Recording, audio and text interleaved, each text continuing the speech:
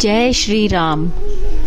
दोस्तों, आज की कहानी बहुत ही ज्ञानवर्धक कहानी है। आज की कहानी को अंत तक ज़रूर देखना, और अगर आप हमारे चैनल पर पहली बार आए हैं तो चैनल को ज़रूर सब्सक्राइब कर देना। कर्मों का फल। जिस प्रकार से अगर आप कोई चीज़ आसमान की ओर उछालते हैं तो वह वापस ज़मीन पर आ जाती है, इसी प्रकार प्रकृति ने भी इंसान के लिए कुछ नियम बनाए हैं। यदि हम अच्छाई करेंगे तो अच्छाई, और बुराई करेंगे तो बुराई हम तक वापस ज़रूर लौट कर आती है। यही ऊपर वाले का नियम है, लेकिन बहुत कम लोग ही इस बात को समझ पाते हैं और जीवन भर बुराई, द्वेष और ईर्ष्या का दामन थामे रहते हैं।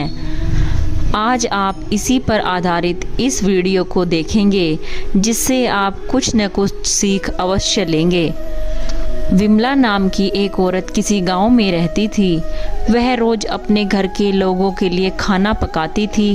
वह रोज़ एक रोटी ज़्यादा बनाती थी। वह उस रोटी को खिड़की के पास बाहर से रख दिया करती थी।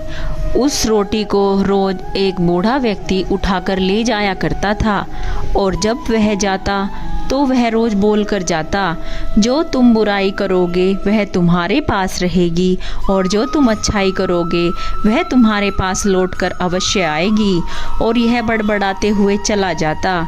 इसी तरह काफ़ी समय तक वह बूढ़ा व्यक्ति वहाँ से रोटी उठाता रहा और वापसी में वही बातें दोहरा कर चला जाता।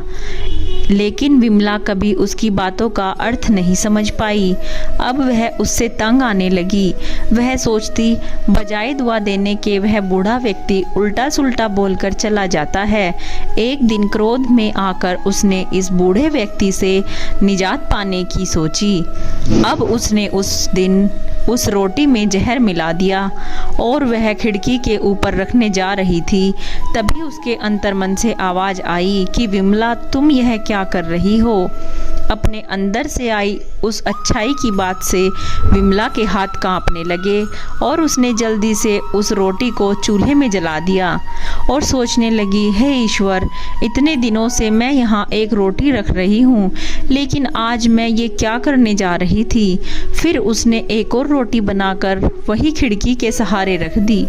कुछ देर के बाद वही बूढ़ा व्यक्ति आया और रोटी लेकर रोज की तरह अपनी बातें दोहरा कर चला गया। विमला जब भी खिड़की पर रोटी रखती तो वह रोज अपने बेटे की सलामती की दुआ मांगती, जो कई महीनों से अपने करियर को बनाने के लिए घर से बाहर गया था। उस दिन शाम को अचानक से कोई दरवाज़ा खटखटाता है, और जब विमला दरवाज़ा खोलती है तो दरवाजे पर अपने बेटे रामू को खड़ा पाती है। लेकिन रामू की हालत काफ़ी ख़राब लग रही थी। वह काफ़ी कमज़ोर और भूखा लग रहा था। उसके कपड़े भी फटे हुए थे। फिर वह अपनी माँ को सारी बात बताते हुए कहता है कि माँ, आज जब मैं यहाँ से कुछ किलोमीटर की दूरी पर रेलवे स्टेशन के पास खड़ा था, कई दिनों से भूखा होने के कारण मेरी हालत काफ़ी ख़राब थी। तभी मुझे एक बूढ़े व्यक्ति ने एक रोटी दी और कहा, आज मुझसे कहीं ज़्यादा इस रोटी की ज़रूरत तुम्हें है। और बड़बड़ाने लगा, जो तुम बुराई करोगे वह तुम्हारे पास रहेगी, जो तुम अच्छाई करोगे वह तुम्हारे पास लौट कर अवश्य आएगी। विमला को समझने में देरी नहीं लगी कि यह बूढ़ा व्यक्ति कौन था, और उसे एक जोर का झटका लगा और वह सर पकड़कर नीचे बैठ गई। वह सुबह वाली बात याद करने लगी कि कैसे उसने रोटी में जहर मिलाया था। अगर उसने वह रोटी जलाई ना होती तो उसका ही बेटा उसके कारण से मर जाता।